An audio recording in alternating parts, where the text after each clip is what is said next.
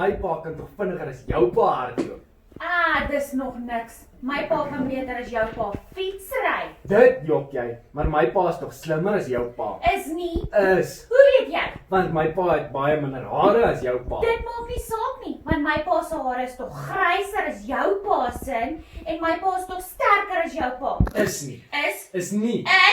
Hoekom sê jy so? Want sy maag is groter as jou pa se. Maar my pa maak tog meer geld as jou pa. Is nie. Is, want hy werk by die bank en dan bring die mense vir hom al hulle geld. Dis nog niks. My pa se dominee en hy praat as iemand hom kan verstaan nie en dan het hulle 'n hele span mense nodig om al die baie geld op te neem.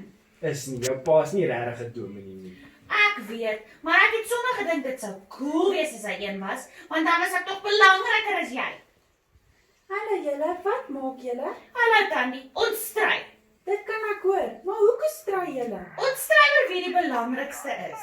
Hoekom wil julle die belangrikste wees? Want as ons belangrik is, sal Jesus meer van ons hou. Wat? Waar kom julle aan hierdie nonsens? Pixie het so gesê. Is nie Cindy.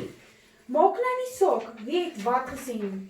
Jesus is nie liewer vir belangrike mense as vir onbelangrike mense nie. Vir hom is almal belangrik. Almal is welkom by Jesus. Regtig? Ja, maak nie saak watter werk jy doen nie, hoe jy lyk of selfs hoe goed jy in sport is nie. Hy is lief vir jou net soos jy is. By hom is almal welkom. Reg? Ek tog net slim en soet mense is vir hom belangrik. O nee, weet jy dat hy gesê het, selfs al is jy stout was, is jy welkom by hom. Stout? Dit klink nie reg nie. Ja, dit klink verkeerd om. Ek weet, want God se koninkryk werk nie soos die wêreld nie. Nee? Nee, want in God se koninkryk is dit nie belangrik om onbelangrik te wees nie, maar dit is belangrik dat Jesus die belangrikste in ons lewens moet wees. Sjoe, dit klink baie belangrik. Dit is.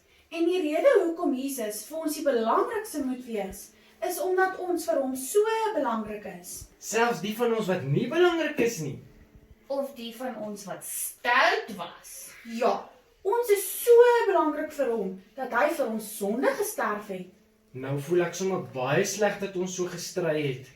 Ek ook. Ek dink ons moet Jesus om vergifnis vra. Wat se goed? Daai groot woord wat beteken dat mense jammer sê as jy stout was. Vergifnis. Ja, dis hom.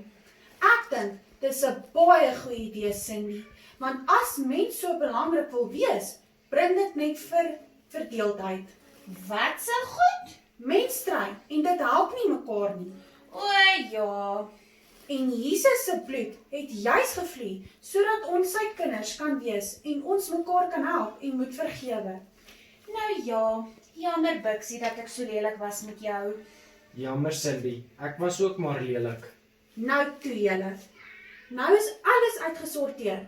Kom ons gaan geniet die dag verder en weet dat ons altyd by Jesus welkom is. Maak nie saak wie of wat ons is nie. Totsiens, maat. Tot volgende keer.